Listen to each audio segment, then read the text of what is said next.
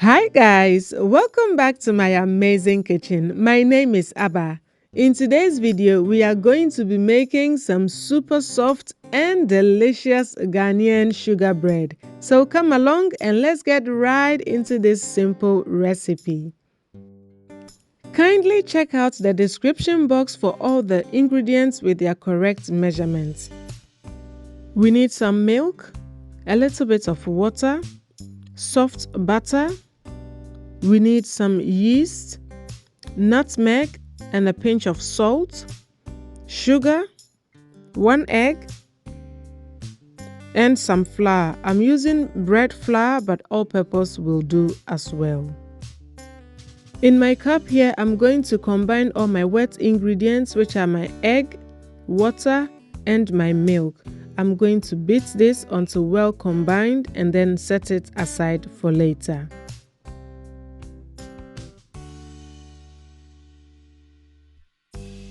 In my mixing bowl, I'm going to add my bread flour, which I have sifted, and this will help make the bread very light. In goes my nutmeg and my salt. No sugar bread is complete without nutmeg.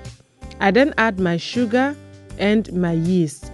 Make sure that the yeast does not come into direct contact with the salt, or it is going to kill the yeast and your bread will not rise. Now go ahead and add your butter, which should be very soft at this point. Now I'm going to use my stand mixer to mix my dough, but you can obviously do this by hand. You just have to put in a little more effort. Since every flour is different, I like to introduce my wet mixture gradually until I get to the texture I'm looking for. So you may need more or less of the recommended water and milk depending on the type of flour you'll be using.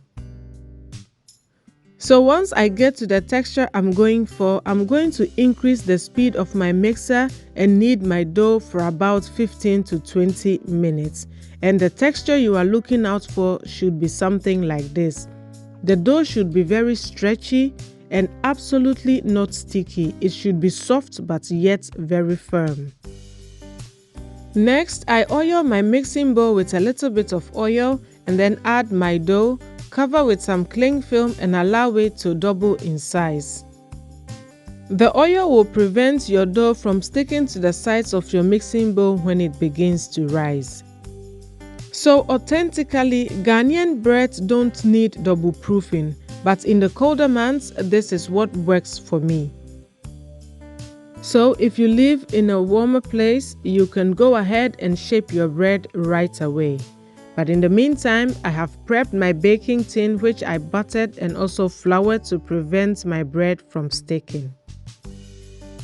So this is roughly about an hour, and as you can see, my dough is beautifully risen. I am going to knock out all the air and shape my bread.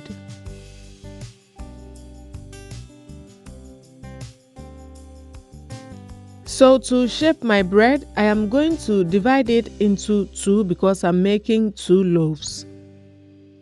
And I'm dividing this by eyeballing it, but if you want to be precise, you can always use a scale. So to shape my bread, I flatten out the dough with my hands, but you can also use your rolling pin if that's easier for you.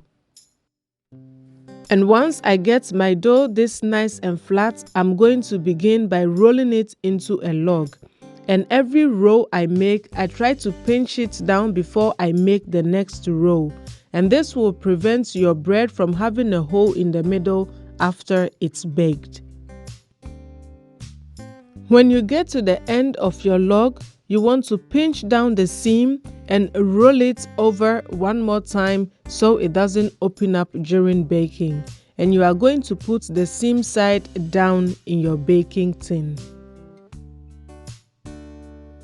I also love to cut off the protruding ends from my log so my breads don't bake and come out misshapen. You definitely don't have to do this, but it makes your log very neat. Now that my log is beautifully shaped, According to my likeness, I'm going to transfer it into my prepared baking tin with the seam side down. I'm going to set this aside and repeat the same process for my second log. I'm going to gather all the ends I cut off from my log and bake that in a smaller baking tin so my dough is not wasted. Finally, cover your bread with some cling film and allow it to rise until doubled in size. Please don't make the cling film too tight because the bread will need room to rise. This is about 40 to 45 minutes later and my bread is beautifully risen. And at this point, I have been preheating my oven at 150 degrees Celsius. So before I pop my bread into my hot oven, I have boiled some hot water which I'm going to add into a separate pan and keep it underneath my oven. The steam from the hot water will help the bread to bake very softly. I'm baking my bread at 150 degrees Celsius because I don't want my bread to bake too dark, and also 150 is what works best with my oven. As every oven is different, you may need to adjust the temperature according to how your oven works. My bread was in the oven for about 25 to 30 minutes, but I took out the smaller one at roughly about 20 minutes. Once my bread is still hot, I'm going to brush it with some butter to give it a very beautiful and shiny look. So this is what I made with the 4 ends I cut off from my log. And voila! 30 minutes later and our sugar bread is out of the oven. Looking so gorgeous, so beautiful, and I can already tell you that it tasted absolutely delicious as well. I really hope that I have been able to convince you with this video that homemade bread is really not that difficult to make. All you need is a very good recipe like this one and a few guidelines here and there, which I have already given you in this video, and your bread will come out perfect each and every time, just like from your bakery. Now check out how soft this bread came out. And now I truly do hope that you are able to try this simple and easy recipe for yourself at home, just so you can experience how good this truly is. So until I come your way next time with another amazingly delicious recipe, please bake this bread with love and see it radiate through the hearts of your family. Thank you so much for watching, guys, and see you in my next video. Bye!